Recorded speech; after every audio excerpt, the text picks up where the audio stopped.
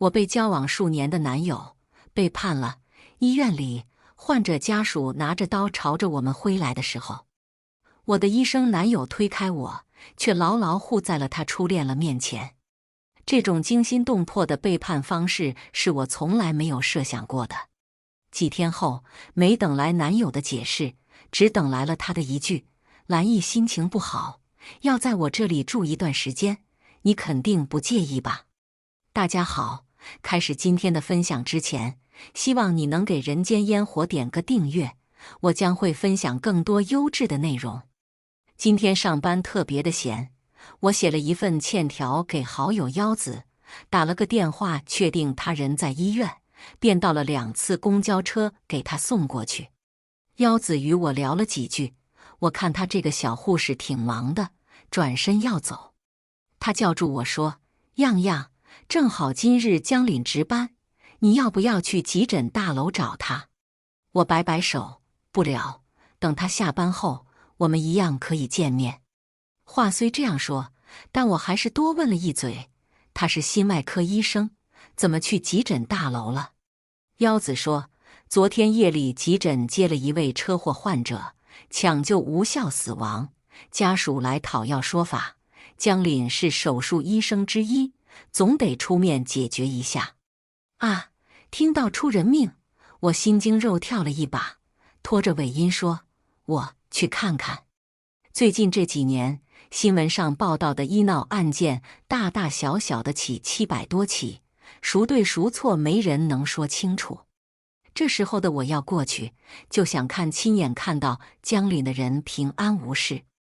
我挤在围观的人群里，紧张地往里瞥，还没看到江岭的人，竟然先听到了他的声音。应该是在安慰病人家属吧，说没有一位医生会主动放弃病人的生命。与此同时，口音很重的老人嚷嚷着要杀人偿命，同时还有好多人劝他冷静。人群骚动起来，所有人毫无征兆地往后退，这让一心往前的我顺利来到最前面。江岭回眸，一眼看到了我。黎漾，他很诧异，同时想往我这边走，结果他才走2步，就被相貌憨厚的老人堵住。老人扯着早已嘶哑的嗓子喊道：“因为我没及时来医院缴费，你们就放弃抢救，这跟草菅人命有什么区别？”我很怕情绪激动的老人会像电视剧里演的那样，突然掏出一把刀伤害到江岭，不假思索挡在他前面。结果江岭的女同事比我还勇敢，她一把推开老人，也死死挡在江岭前面。老人家，有话好好说，别把事情闹大。再大能大过我儿子孙子的命吗？我儿媳妇怀孕6个月了，因为这件事，现在在你们医院引产呢。老人泪流满面地说。我回头看了一眼江岭，他眉目间满是不忍。保安人员声势浩大地涌进来，老人面目变得凶狠，下一秒真的从口袋里拿出一把手果刀，指着最前面的我和女医生说：“一条命换一条命，你们也不亏。”我的呼吸都停了，看着尖利的水果刀，顿时觉得生死两茫茫起来。这种紧要关头，江岭却松开了我的手，霸道地冲到前面喊：“快闪开！兰姨，兰姨！”这个女医生竟然是赵兰姨。江岭喜欢了将近10年的女人，我的世界轰的一声塌了。几乎是一瞬间，我想起来2个月前，一向不喜应酬的江岭对我说，他要参加医院的迎新宴会。那天晚上，我给他打了10几个电话，发了几10条微信，都没得到回应。从那以后，他就以工作太忙为由，直至今日也没与我正儿八经吃过一顿饭。一切都已经明了。他们在那一晚旧情复燃。老人很快被保安控制，一群人又迅速靠过来，围住受伤的江岭。我争冲着从回忆中清醒，全场没有人注意到我，站在隔绝视野的转角，我隐约听到江岭在叫：“黎漾，黎漾，你人呢？”我头也没回，逃命一样跑出急诊大楼。老板的电话不期而至，一个接一个，我不接，他就一直打，我还是一直没接，因为我想把通话时间留给江林。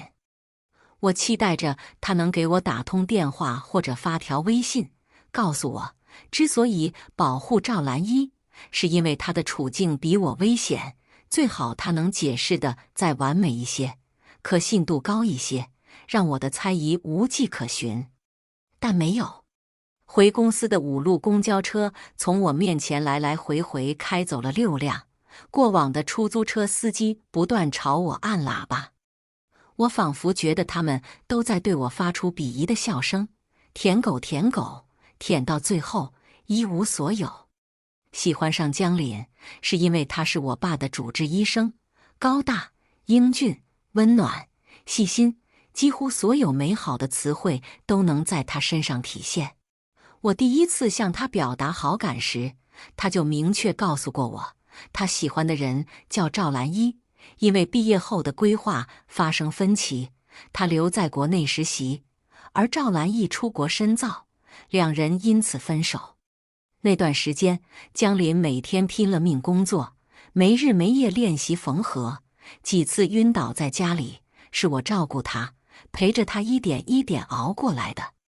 我觉得人心都是肉长的，只要我锲而不舍，就算是一座冰山也能给融化了。就这样过去半年，江林终于答应与我交往。我自知不是什么公主，却被她像公主一样宠着。每逢大大小小的节日纪念日，她都会给我准备礼物。每次约会，她都会对我说一句情话，再变戏法一样从身后拿出一支玫瑰。去年的父亲节，她还贴心地给我爸寄礼品。我问她，江林，你现在应该是爱我的，对吧？她怔怔望了我许久，轻轻揉着我的头发，说，黎漾，不要轻易问男人这个问题，如果你想要体面的话。或许那个时候，我就应该意识到，江林只是把我当成了替代品。他的世界里自始至终只有赵兰一乘坐的那辆班车能通往终点。手里的手机忽然间震动，我紧张的差点把它丢出去。会是谁呢？我有些不敢去看来电号码，直接放在了耳边，闭起眼睛后才飘忽地说了一声喂。没想到那头不是江林磁性的声音，反而是一阵粗犷并生气的怒吼，黎漾，你他娘的死哪里去了？给你打电话不接，信息也不回，这1年的奖金不想要了是不是？你他娘的再敢挂老子电话，老子1毛钱都不留给你。公司倒闭了，破产了，我要跑路呢，你赶紧给我死回来。通话叮的一声掐断。我抓着手机愣了半天，才反应过来，冲我骂娘的男人是我的老板，一个快50岁的小老头，老陈。最近这1年，我们货运公司接的单子屈指可数，都不够交房租的。大家仿佛一眼看穿公司前景，除了受过老陈恩情的我，其他人1周内全部走掉。我和老陈试过各种令公司起死回生的办法，什么乱七八糟的运输都接，出去跑业务，把办公室和仓库都租出去一半，都这样了，还是没逃过倒闭的命运。等我回到公司，一眼发现里面的沙发、椅子、电脑，还有老陈最珍爱的那套茶具都搬空了。老陈递给我3沓钱，拿着，另谋生路去吧。我没有接，急着说，我和魏厂长约好了，明天去他那签合同，如果这单成了，能让我们坚持1周。老陈撒了我一眼，就那安全帽工厂，黑心质量，一拳就能打碎，老子不屑做他的生意。那我去找以前合作的厂商，一个一个打电话过去，求他们合作，我就不信活人还能被尿憋死。憋不死，会饿死。老陈瞪着眼，声音加大几个度，你该干嘛干嘛去， 25岁大好年华，非吊死在一棵树上。老子不想躺生意这摊子浑水了不行啊！老子上半辈子全他妈混社会了，现在就想逍遥快活。你别想当老子的绊脚石，把钱拿着。老陈把3万块钱丢到我怀里，钱的重量使我一下子变得颓然。真的没有办法了吗？我哭了。其实我早就该哭出来的，但是没找到合适的宣泄口。老陈咂了咂嘴，鄙夷看着我，瞧你那副没出息的样子，你是活不起了还是怎么的？我的眼泪毫无停下来的意思，就好像人生一下子停了下来，找不到一个可以让我依靠的支点。老陈一巴掌拍在我脑袋上，横着眼说：今天晚上8点到清水路云10里律师事务所来。老陈走后，我望着空空的办公室和仓库，又发了一会儿呆，才将崩溃隐藏起来。对着玻璃擦干眼泪，去不远处的银行把3万块钱存入卡里，留了老爸的医药费，其余的转给腰子。我还可以靠着连载的长篇小说勉强过日子。离8点还有4个小时，我主动去了江林那里。钥匙插入锁芯的那一刻，我已经做足了心理准备，不管面对什么场景，都要做到心平气和。可当我推开门，看到赵兰一穿着江林的衬衫扑在他怀里嘤嘤哭泣时，一股血瞬时涌进大脑中。赵兰一慌乱离开江林的怀抱，纤细白嫩的手指擦拭眼角的泪珠，看向我，盈盈秋水之态。我能看出他的目的，这人要打忏悔牌。你是黎漾对吗？听阿凛提起过你，他说你是一个特别温柔大度的姑娘，我想你应该不会误会的，毕竟江凛是因为我受了伤，我心里过意不去，才请了假来这里照顾她。赵兰一故意给我戴温柔大度的高帽，戴得我心里不舒服。我只想拿桌上的花瓶砸他，再问问他，至于吗？世界上这么多男人，你怎么那么爱吃回头草呢？显得你女性魅力足吗？还未等我有所动作，江林走过来，声音轻柔的如一滩倾泻而下的月光。兰姨受到不小的惊吓，精神不稳定，我怕死者家属会卷土重来，所以在案情了结前，暂且让她住在我这里，你没意见吧？能有什么意见？我他妈还能有什么意见？我愿意让他跟你过夜生活，愿意让他在你怀里求安慰，我什么都愿意，还能有什么意见？我心里特别失望，调节过来后变得离奇的平静。我说，我想知道答案。江凛一愣，什么？也许你从来就没有真的喜欢过我，但我还是想再要一次答案。只有知道答案，才能让我真正的放下。江凛酝酿了半天，微微抬了眼，淡淡的说，现在他比你更需要我照顾。我的心一下子冷了，声音里也带出了哭腔。江医生真是菩萨心肠，我成全你，再见。说完这句话，我快速别过脸，象征性在每个房间穿梭一遍。其实我也只是偶尔来这里住，并没有多少值得带走的东西。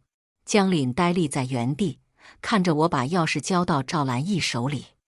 赵兰义一动不动地看着我，眼里不是没有歉意，但我知道那歉意有多虚伪。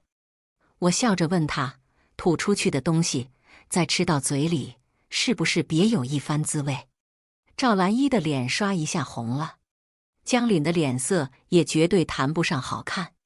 在他们这副比吃了死苍蝇还难看的表情中，我出了门。什么温柔，什么大度，那不过是我习惯委屈自己迎合江凛时产生的卑微。恶毒狭隘才是我最真实的面目。自从我知道世界上有赵兰仪这号人物时，心里就极度的发狂，巴不得他永远不要出现。天底下不止他赵兰仪有2副面孔，我也有啊，看看我刚刚多牛逼多厉害，一句话就能把2张嘴堵得哑口无言。我笑了起来，控制不住的笑，被风一吹，才突然清醒。我他妈的在干什么？天上下起了雨，我回到自己住的地方，先了个澡，换了身干净的衣服，又煮点面，吃完躺在床上，深呼吸了几次，疲惫感席卷全身。晚上9点半，手机很惊悚地响起来，老陈劈头盖脸给我一顿臭骂：“黎呀，你最好是出车祸躺医院里了，都几点了还没到？自己什么身份心里没数吗？人家大律师没理由等着你，回你的城乡结合部挑大粪去吧你！”我惊觉，同时庆幸老陈这次没有骂娘。以往的经验告诉我，只要老陈没骂娘，事情就还有转圜的余地。我火速起身，耳边却传来老陈那句经久不衰的“你他娘的，你他娘的，你他娘的，快给我死过来！好，好，马上去死！”其实，在这座城市，凭我的本科学历想找一份工作并不难，难的是下一份工作与上一份工作之间的无缝衔接。我需要钱，特别需要。我爸心脏搭桥手术的钱几乎全是借的，我给自己定的目标，2年内必须还完，本身就迟到很久，我也不好意再等公交车，咬咬牙坐上出租车。到达云十里律师事务所时，看着墙上的律师照片，我有点发懵。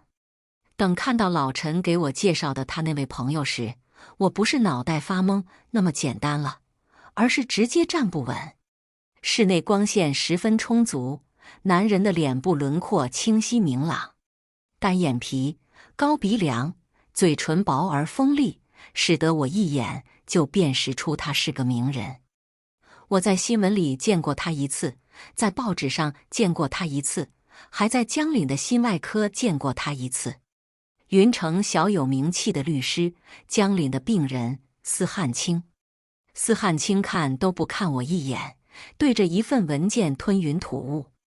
我硬着头皮走向前，招呼还没来得及打，他就开口了，说道：“老陈口中的傻姑娘，原来还没有时间观念。”我被狠狠噎了一下，处在想开口说点什么，但又不知道该说些什么的无所适从中。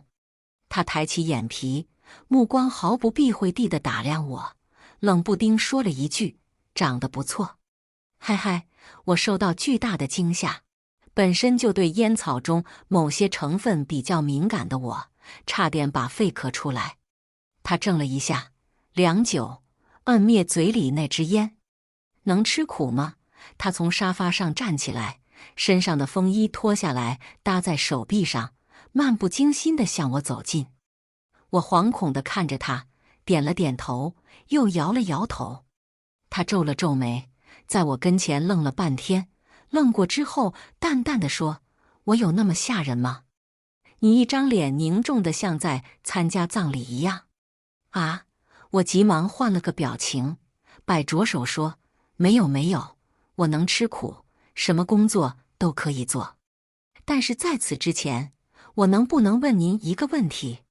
他疑惑了下，然后嗯了一声：“我知道你要问什么，我的确对你存有印象，在市人医江医生的心外科，你好像是他的女朋友。”我震惊睁大了眼，主要是没想到司汉卿这个小有名气的名人，私下里如此健谈。我一直认为精英律师就和小说书里的男主差不多，清冷、高贵、神秘，说话从来不会连句。像司汉卿这种自猜自答的，还真没有见到过。我说的对吗？司汉卿满眼自得，但他的满眼自得里没有那种装腔作势的高贵。我看向他，笑容有些苦，也不全对，我和他刚刚分手。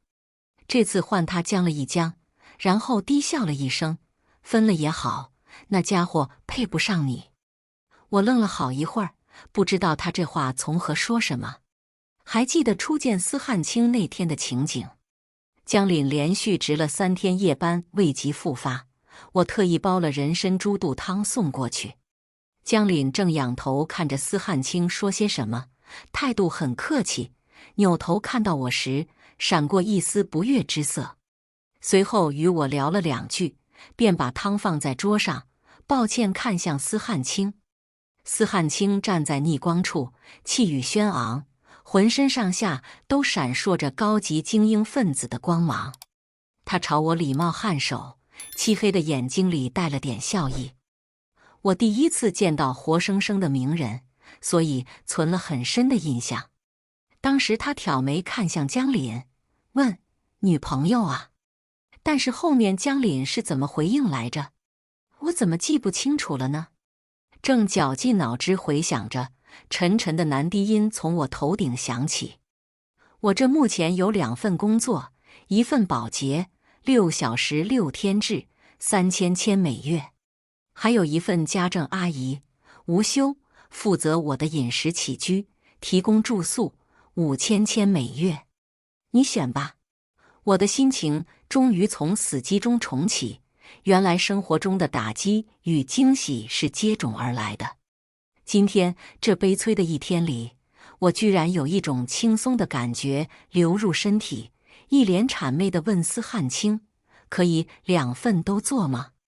司汉卿气定神闲地说：“看在老臣的面子上，完全可以。”一夜辗转难眠。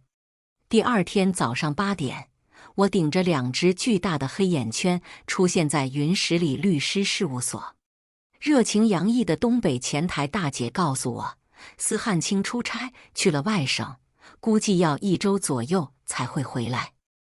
我想大概是律师行业经济也不景气，连司汉卿都要跑去外省接单了。前台大姐特意交代我，司汉卿有轻微的洁癖，他的办公室每天都要消毒，尤其是客户刚走的时候，我要第一时间进去，否则他就不进去。我说这很正常，名人嘛，多少都有些个性。前台大姐笑得前仰后趴，捏着我的脸说：“老妹儿，我喜欢你的幽默。”以欢笑打底，劳力为主的工作就这样开始，悄无声息划走1个星期。晚上10点，我终于等到那通早就不抱有期待的电话。彼时我已码完今日长篇小说的文稿，看到来电显示的那个号码时，心里一震。恍惚间我才发觉，这1周内我竟然没有去想江林与赵兰一的执手相看泪眼。未接通的那1秒，我的声音还是控制不住的发抖。李亚，你最近好吗？好，特别好，换了新工作，工资也涨了不少，特别的完美。我就知道任何事都打不到你。兰一的精神状况还是不太好，我暂时不能过去找你。我用力做着深呼吸，克制着愤怒的火苗。我不需要你来找我，你已经选择了赵兰一，我们现在充其量也就是医生和病人家属的关系。这2年全是我一厢情愿，你不欠我什么，往后我们各走各的，不要再联系。什么意思？就因为我照顾朋友，你就要跟我分手？江林语气里全是不可思议，就好像他被非礼了一样。我的血槽一下满了，对着手机听筒咆哮：“没听清楚是吗？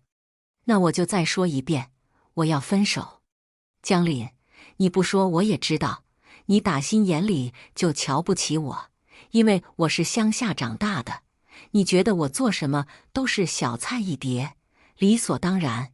我帮你洗衣做饭，家居清洁，你认为那是举手之劳。狂风暴雨天，我一个人撑着伞去地铁站，你觉得那是人生常态。医院里的老人家扬手要对我白刀子进红刀子出，你第一反应恐怕也是觉得我皮糙肉厚，即便伤了也无关痛痒。李亚，我没这么想，你怎么想的都不重要，我不会再喜欢你。说完，我潇洒挂断电话，还想做一个特神气特洒脱的表情，可做了2次都失败。眼泪跟开了阀的水龙头一样，整个人失去力气，趴在桌上痛哭流涕。手机又发出嗡嗡的声音，我以为又是江林打来的，看也没看，直接骂了过去：“你他妈有完没完？”电话那头静默了许久，在我怀疑对方是不是已经挂断的时候，那头响起一道低沉的男声：“是我。”我仿佛遭受到雷劈，撕了半天，也没撕出个所以然来。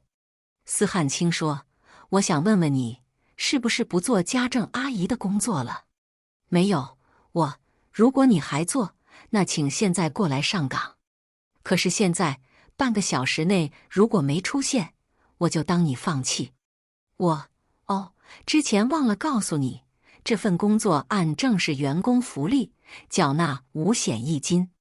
啊，那司汉卿完全不给我说话的机会，更不给我考虑的时间，叮一声挂了电话。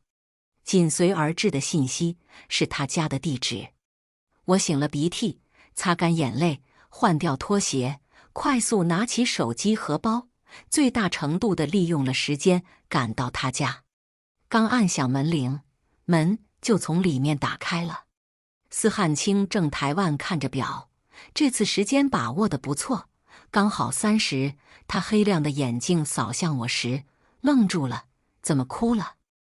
我努力露出一个我什么事都没有的笑，回答说：“来的路上，出租车司机为了省油不肯开冷气，把车玻璃降到最底，云层风沙又大，全进我眼睛里了。”司汉卿俯视着我，紧抿着双唇，大约过了10秒钟，他才说：“不用你做饭了。”我无比惊讶，他还没吃过我做的饭呢，就要把我解雇了。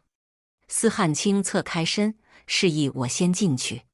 我也摸不清楚他到底是怎么个意思，但老陈用人情为我争取来的工作，无论如何都不能放弃。我轻轻抬起脚迈入司汉卿的家。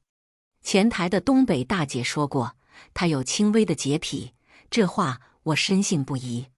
他的办公室，包括他的家里，完全看不到生活的足迹，一眼看过去就和设计图一个效果。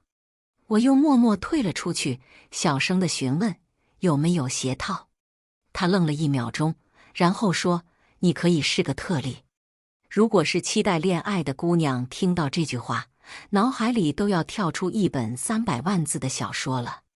可我一个刚失恋的，又是来人家家里工作的，真不敢有什么非分之想。我又重新踏进去，换了双他递给我一次性拖鞋，每走一步都要回头看看有没有留下足迹。司汉卿估计想说什么，张了张嘴，又咽下去。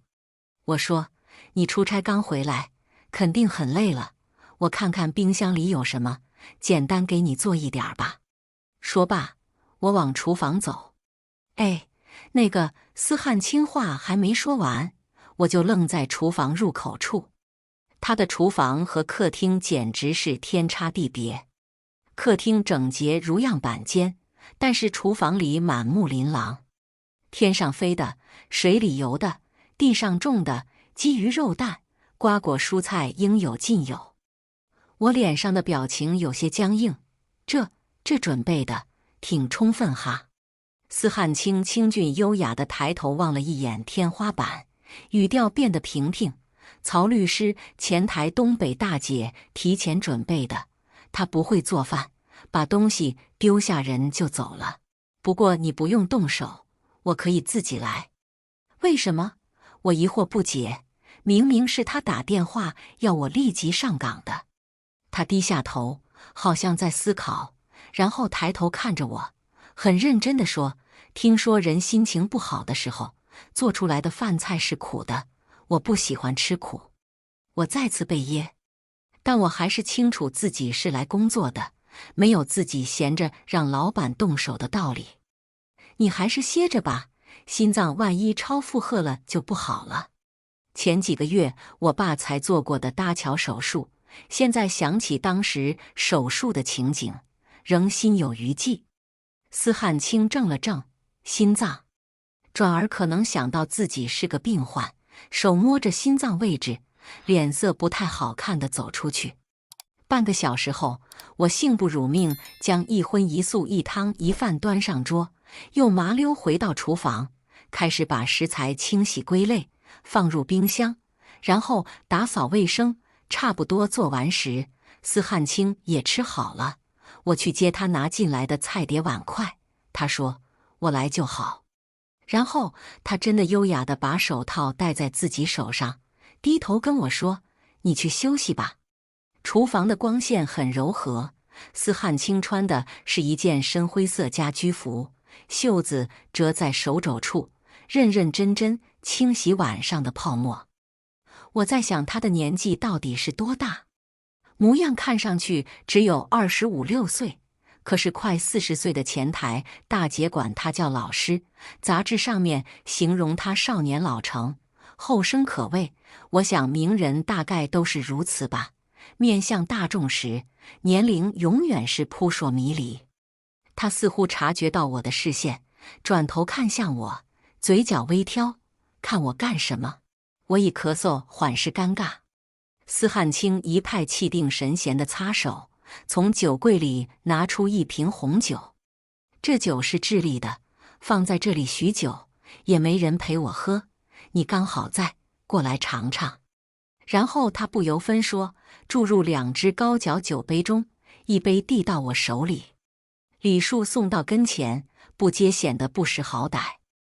我尝了尝，果然和我爸自酿的葡萄酒不是一个档次，细细品味，满嘴都是人民币的芬芳。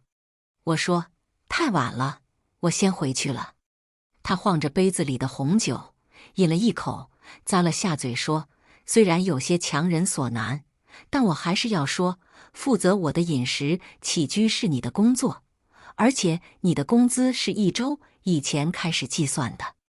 看在老陈的面子上，我可以让你回去住，但你也不能让我太吃亏，不是？确实，当一天和尚就要撞一天钟，不是吗？”我沉重地点了点头。我住下，明天下了班再回去收拾行李。他看了我一眼，颇有些责备之意。都已经分手了，就不要再去作践自己，哭得撕心裂肺、伤肝动胃、傻子的行为。我顿时有点恼，你只是我工作上的老板，干什么要教训我的感情生活？怒视着司汉卿，我叫嚷：“谁作践自己了？我这不挺积极向上的来给你做菜了吗？饭菜里你吃出苦味了吗？是在江林那里，我是自作多情，落了个自取其辱的下场。我傻透透的了，我活该。但是你谈过恋爱吗？如果你也被喜欢的人抛弃过，你就会明白，我这根本不是作践自己的矫情，而是来不及送走那份热爱和冲动，仅此而已。很好，黎亚，你又一次凭着3寸不烂之舌把别人堵到哑口无言了，看你多牛逼多厉害。你可以不用住在这里了，明天也可以不用上班了，你的人生就像老陈说的一样，回你的城乡结合部挑大粪去吧。司汉卿看着我的眼睛，四目相对的距离，周围仿佛没什么气流。我冷静下来，艰难地开口：“其实我不是想冲你发脾气。”他面无表情，又重新往我杯子里注入新酒。我也不是真的要骂你，可能是恋爱观不同吧。我是不会在爱情上浪费太多时间的。我如果谈恋爱，就一定是能结婚过日子的。我愣住了，问他：“你不生我气吗？”他不看我，手里的酒杯与我的相撞，发出清脆悦耳的声响。当然，我不是那种会给别人台阶下的人。再有下次，你一天的工钱就别想要了。要打扫整个律师事务所，可不是一件容易的事。我花费了大概2个小时，才将里里外外的玻璃、地板、桌椅清洗干净，正与卫生间粘在地板上的一块口香糖做斗争时，前台大姐喊我去司汉卿办公室清洗消毒。我擦了擦额头上的汗，换了副新的橡胶手套，拿上喷壶毛巾便过去了。司汉卿伸手挡住我前进的步伐，将我拦在办公室门口。我以为他嫌弃我脏，将消毒水往自己脚底、手臂、衣服上都喷了喷。他拧了下眉头，唇角噙着笑说：“等一会儿再进来。”我看着他把空调调成换气功能，门窗全部打开，空气对流的作用下，房间的烟草味道很快散去，心里似乎有一股暖流穿梭。我真没想到，才接触几次的男人，心还挺细。知道我闻不得烟味，下午4点是我的下班时间。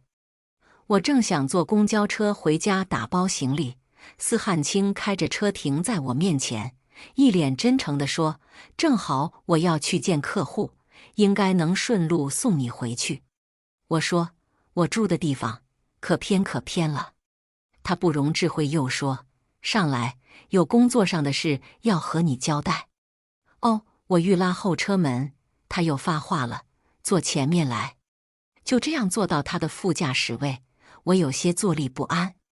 且不说他车里的味道沁人心脾，单是他侧头的注视，就让我慌张的想要叫出来。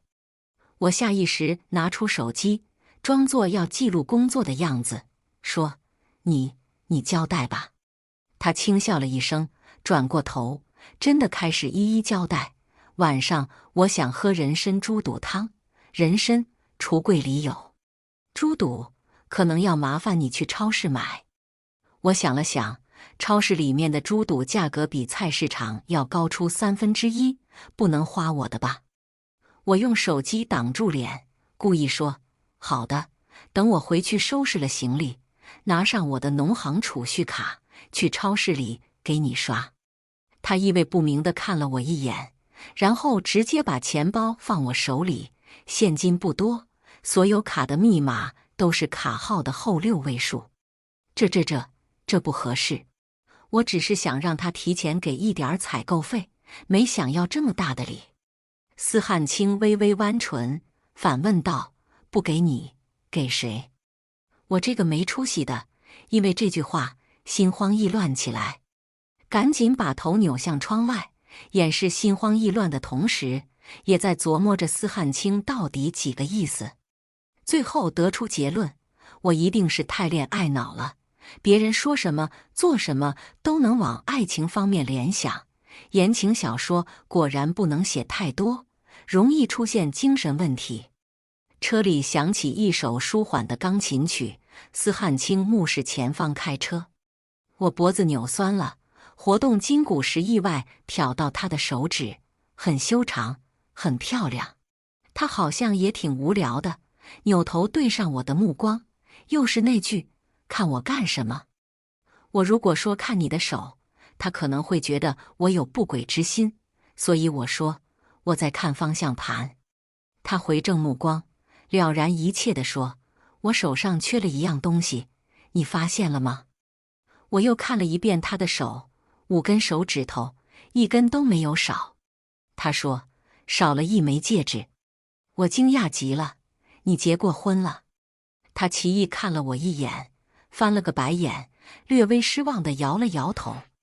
司汉卿把我放在路口，他接电话，我下车回家。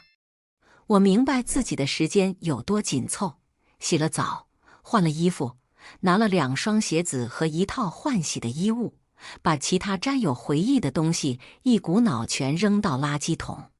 司汉卿在车上喊我：“黎漾，收拾好东西跟我走。”他解释说，他的客户被同行律师撬走了。真是人算不如天算，胜诉率高于90%的司律师也有被抛弃的一天。我心里平衡不少，再看司汉卿，莫名产生一种同病相怜的亲切感来。路上，司汉卿饶有兴趣地问我，一般逛超市的时候都买什么？我说我一般都是去菜市场大卖场。司汉卿听后，又朝我翻了个白眼。不是我故意杀风景，是因为我真的没道理抛弃近在家门的菜市场，去选择离家10公里的华润万家。司汉卿推着购物车来找我时，我正站在锅碗瓢盆前，仔细端详着一只有趣的碗。司汉卿从我手里拿走那只碗，看看价格，摇了摇头，说略贵。我其实没想要，但是4块钱一只的碗，我这个平民都觉得很物美价廉啊。司汉卿兀自拿起旁边一只草莓形状的小菜碟，看看价格，又说略贵。我瞟一眼贴牌，今日特价2块5，瞬间觉得不可思议。看样子，司律师比我还适合逛菜市场和大卖场。来到蔬菜区，我看到2毛1斤的大白菜，顿时有些兴奋。司律，这家超市的白菜比菜场还便宜呀，还有长豆也很实惠，我们买点吧。司汉卿看着我愣了2秒，然后又认真考虑了2秒，摇着头说：“便宜没好货。”我一张脸顿时黑了，太难伺候了。但他是老板，我又不好发作，只得憋着气把白菜放回到原位，继续跟在他后面。一圈逛下来，我微信运动上的步数增加了5000步，但购物车里仍是空洞无物。我摆着手说：“不行了，司律，您一个人去买吧，我去1楼休息区等你。”他说：“那怎么行？什么东西都没买呢？你也知道什么都没买，不是嫌这个贵，就是嫌那个不好。猪肚呢，又嫌弃腥味太重，我都要怀疑他是不是单纯性来超市调查取证的。”司汉卿最终在垃圾饮料泛滥成堆的零食区站定。这次他没有看价格，随机抓，一路扫过去，购物车满到要溢出来。我连着太阳穴的那根金莲抽了好几下。司律，您爱吃这些？他轻描淡写地说：“买来一定要吃吗？”我就不能看着？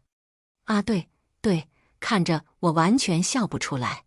司汉卿没在意，说：“跟这些零食一比，我又觉得之前看的那些东西不贵了，咱们再重新走一遍。”我有些按捺不住的想骂娘，但最终还是被理智战胜，重新陪他走一遍。只不过我选择报复性消费，不选最好的，只拿最贵的。司汉卿拿着2毛1斤的大白菜，我说：“便宜没好货，我们买贵它15倍的娃娃菜。”司汉卿拿草莓碟，我说：“太萌了，不适合出现你家，咱们买18块一个的青花瓷。”来到水产区，他看一眼帝王蟹，纠结了一阵，又要走。我赶紧对营业员说：“来一只最大的。”司汉卿错愕看着我，我赶紧讨好的笑着解释：“明天早上我想给你做蟹身芝士意大利面。”司汉卿定定看了我几秒，接着笑了笑。人家都说平时不爱笑的人，一旦笑起来会格外好看。此言非虚，司汉卿这一笑，就像吹开百花盛开的春风，叫我看得有些脸红。他说：“黎亚，你就应该这样，多说多笑。”我呆住，失恋的伤疤还没愈合呢，我是怎么笑出口的？司汉卿的手机铃声打破逐渐失控的气氛，他皱了皱眉头，让我在这儿等他，走去安静的区域接电话。我俯下身，看着水鱼池里的鱼儿百无聊赖的吐泡泡，不经意一瞥，看到江凛和赵兰义也来了这里。江凛推着车，赵兰义挽着他胳膊，边说边笑，很开心。赵兰义说水产区的冷气太凉了，江凛立即把外套披在他身上，两人相视一笑，真有一种牵手相伴到老的感觉。我直起身，目送着他们走远，突然想起一句话：有一些人的出现，就是来给我们开眼的。正如江凛仍不给我一句分手的话，却早已经温香软玉抱满怀。我如果还站在原地等他，那也太没出息了。不过我依然不后悔自己认真又勇敢地爱过。日后如果有幸遇到良人，我还是会继续真心勇敢地爱着。司汉卿接了电话后，如约而至。来到收银台，他疑惑不解看着我这张略带苦瓜相的脸，问：忧愁什么呢？我看着满满当当、杂七杂八的购物车说：这得买多少个塑料袋呀？收银员大神打趣说：你老公这西装穿的，一看就很精英，还差几个塑料袋钱呢？我如同被人打了脸，顷刻慌乱。不是的，这是我老板。司汉卿却不介意，很带有人情味地说：一字之差而已，不用过多解释。我不是白痴，一个男人如果敢明目张胆地说暖昧不明的话，他不是别有用心，就是别有用心。抱着试探的想法，我提心吊胆观察了司汉卿半个月，得出的结论是他真的看上我了。因为我除了做菜堪比职业厨师这一点外，其他方面都很稀松平常，可他有事没事的总喜欢把目光放在我身上。我摘菜时，他看；我切菜时，他看；我把菜放炒锅里，他还在看。有一次我忍不住了，问他：你盯我盯得这么紧，是怕我在饭菜里下毒吗？他一本正经地说：那不看了，你收拾东西陪我出差去。说是出差，却是1分钱的公事都没办，带着我从南到北串了大半个祖国。每到一个地方，我都要提醒他：你是来工作的，不是游玩的。他总是轻飘飘的一句客户被同行律师撬走了，便将我打发了。更让我产生怀疑的是，自从出差游玩回来，他对我的称呼都变了。以前直呼李样，我听着还挺顺口顺耳的，可现在直接改成样样，比我爸叫的都亲。样样，你在厨房的时间已经超过半个小时了，干什么呢？司汉卿踩着拖鞋慢悠悠走过来，我一颗心跟飞进一只鸟一样，扑棱扑棱跳个不停。一想到等下要向他求证这个问题，我拿水杯的手都在抖，比当初向江林表白心意时还紧张。我喝一口水，还没来得及咽，司汉卿突然说：别动。我僵在原地，只剩下眼睛还能眨巴眨巴。他轻身过来，手从我的发丝上抚过，我的眼前是他的胸膛，清冽的沐浴露味道让我意识到，他好像从我搬进来就没抽过烟。也许他真的喜欢上。此念头一出，我惊得一口水没忍住，有一大半都喷到他胸前和脖子上，剩余的一小半被我仓皇地咽下去，咳得眼睛里冒泪。司汉卿靠过来拍我背：怎么搞的？他笑了笑，然后抽出2张纸巾，帮我擦嘴角边的水。擦完之后，我们看着对方，都愣了，双双陷入尴尬之中。他反应比较快一点儿，看着我比辣椒还红的脸，温和地问：是不是被吓到了？我微微不自在地点头：有点儿。他扳过我的身子，迫使我抬头，我能清楚地从他的眼中看到惊慌失措的自己。他变得温柔无比：样样，你失恋的伤被治愈了吗？我乍然明白过来，他带我串遍大半个祖国，就是为了疗情伤。心头漾过一丝酥麻的感觉，我的整颗心就跟从沸水里才捞出来一样，咕噜咕噜往外冒着红色的气泡。但脑子一片空白，愣愣道：为什么这么问？他一只手把我额前的碎发拨开，靠近我说：治好了你，我才能大胆地追你啊。我完全忘了当时在想什么，好想告诉他，让我再想想。翌日一大早，我想躲着司汉卿，便提早准备了早餐，留了张便条准备坐公交车去律所。等待绿灯的时候，我爸来了电话，问我是不是和江凛分手了。我怕刺激到他，但又不想欺骗他，支吾了半天，只说了一个字：啊。有啥不能直说的？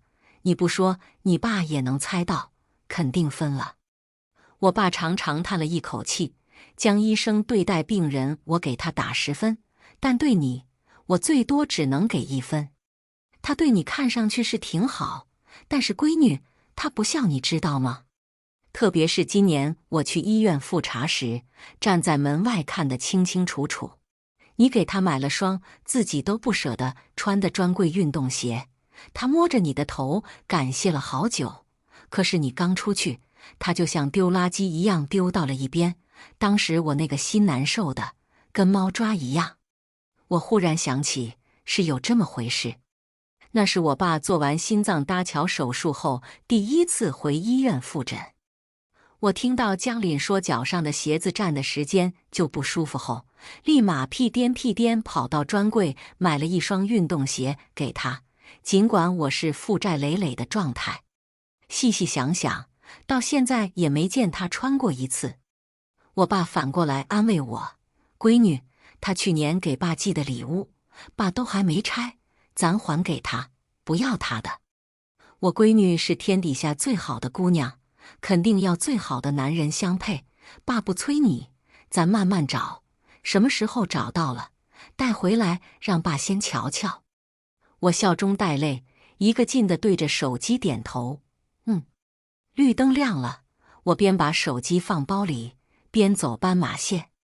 突然响起一阵急躁的喇叭声，我的胳膊被人用力拉了一把，跌进一个怀抱中。这一跌得非常重，连带着拉我的人都滚出去几米远，而我的眼睛撞在坚硬的石子上面，痛得我哼哼了2声。而拉我的男人一声没吭，但紧皱的眉头能看出来他承受着多大的痛苦。我凭着另一只眼睛盯着他看了他许久。司汉卿。闯红灯的货车司机过来扶我们，一个劲儿地说对不起，并把我们送到最近的社区医院。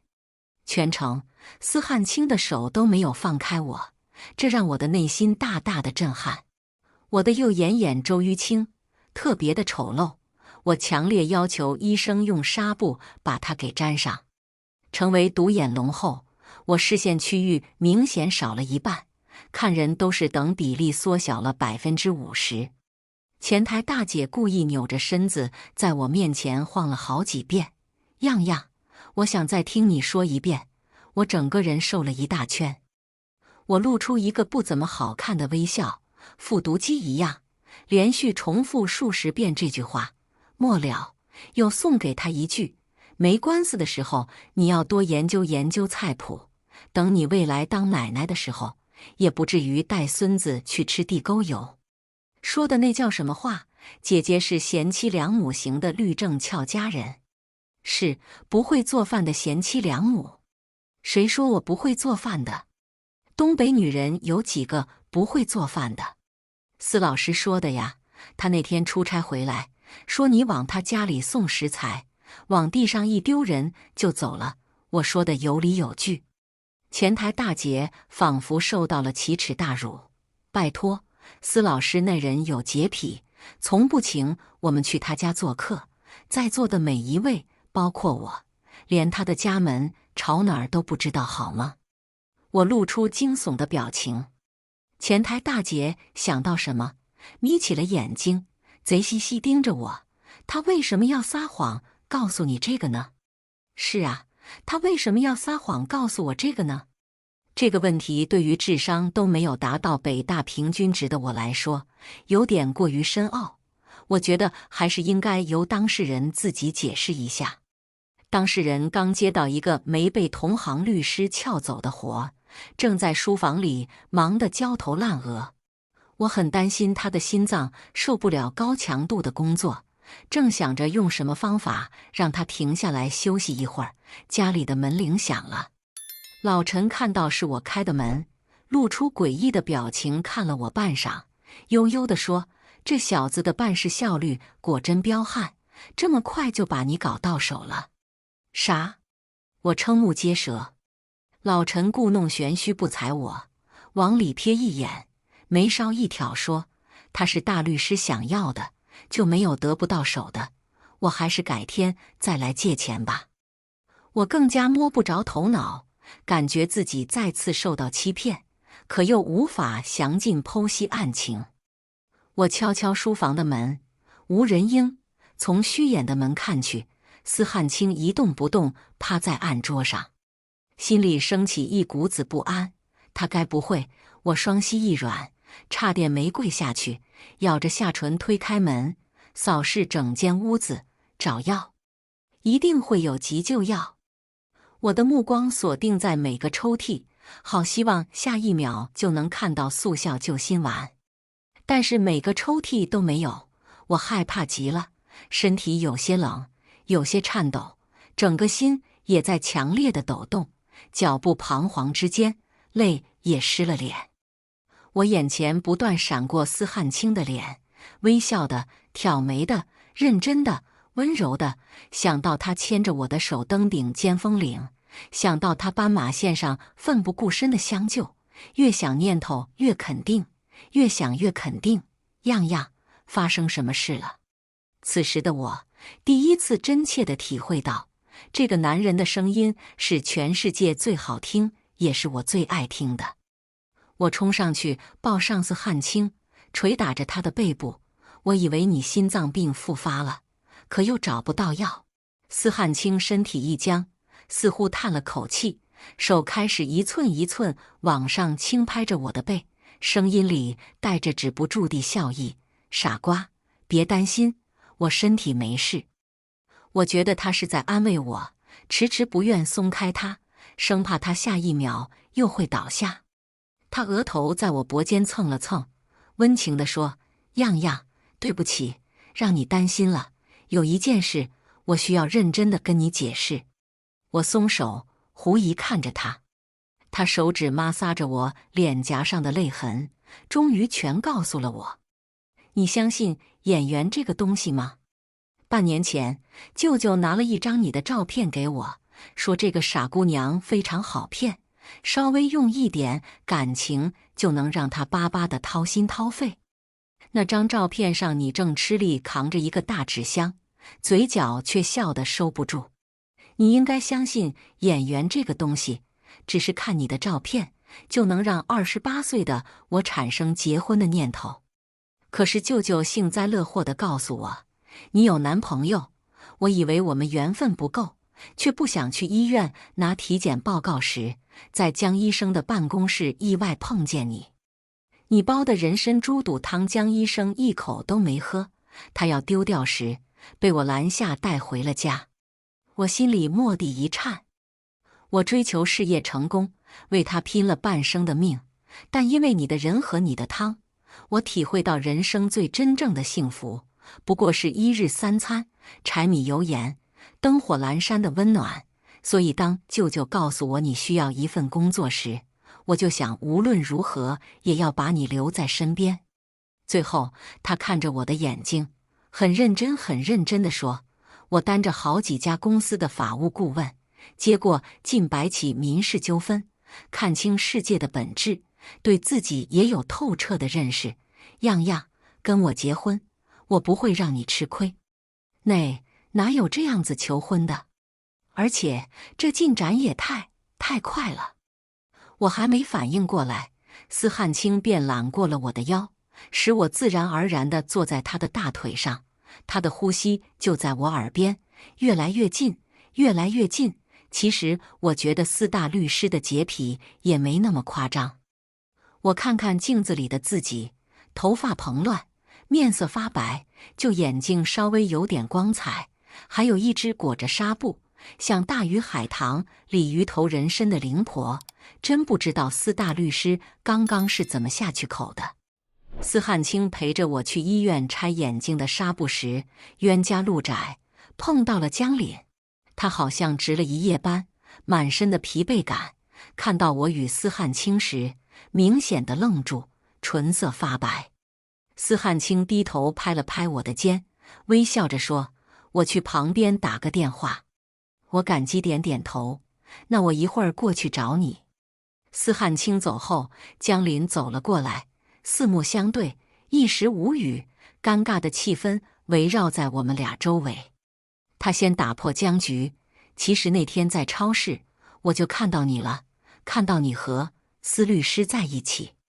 我有一丝惊讶，随后是如释重负的感觉。你和赵医生也挺好的，很般配。江凛微弱的申辩，我没有和他在一起。他欲言又止，看向司汉卿那边，愣了半天神，然后开口说：我以为我这辈子除了兰意不会再喜欢别的女人，但是你的体贴与照顾早已潜移默化地将我影响。我看到你和司律师走在一起，心里特别难受。我以为那是占有欲，想了好几天才明白过来。黎漾，我是真的喜欢上你了，可我不喜欢你了。江凛，不是所有错失都有挽回的机会，大家都有底线，你好自为之吧。江凛眼睛有点红，自嘲扯了扯唇。如果是别人，我或许还有弥补错失的勇气，但是面对司律师这号人物，我毫无胜算的可能。黎漾，祝你幸福。谢谢。我把呼吸调整到舒适状态，朝着司汉卿小跑过去。他转过身，看着离他越来越近的我，笑得又温柔又内敛又风骚。看你心情很不错。他用力捏了下我的手心，眼神温软。我说：那当然，人生三大幸事，被理解、被惦记、被偏爱，我全拥有，多值得高兴。话刚说完，人一下子被他拽住怀里。他一双漂亮的眼睛弯起来，有股阴谋的味道。我们抱过，亲过，现在当众搂过，你该带我见见家长了吧？我的脸蓦然一红，不太自在地怔了怔。现在见我家长做什么？他漆黑的眼睛里波光流转。送彩礼呀？谁说要嫁给你了？我摆出拒绝的姿态，面上不动声色，心里却亢奋地炸了锅。等回到司汉卿的车上，他帮我系安全带时，头也亲密地贴过来，落在我的双唇上，滚烫热烈的温度从唇角一寸寸侵占。我脑袋无法思考，他安抚地摩挲着我的耳朵，轻微低哑的嗓音撩得我心里痒痒的。他说：漾漾，我提前录了份录音给你，我们结婚后，如果你对我提出离婚，不管任何缘由，我名下所有财产都将归你所有。我当然很感动，无与伦比的感动。车窗外流动的风景处处闪动着活跃的美感，太阳周围一片灿烂的霞光，一份久违了的美好感扑面而来。我深深看了专心开车的司汉卿一眼，低头给我家长发了条消息：爸，添双筷子吧。以上就是今天分享的故事，希望能给人间烟火点个订阅，我将会分享更多优质的内容。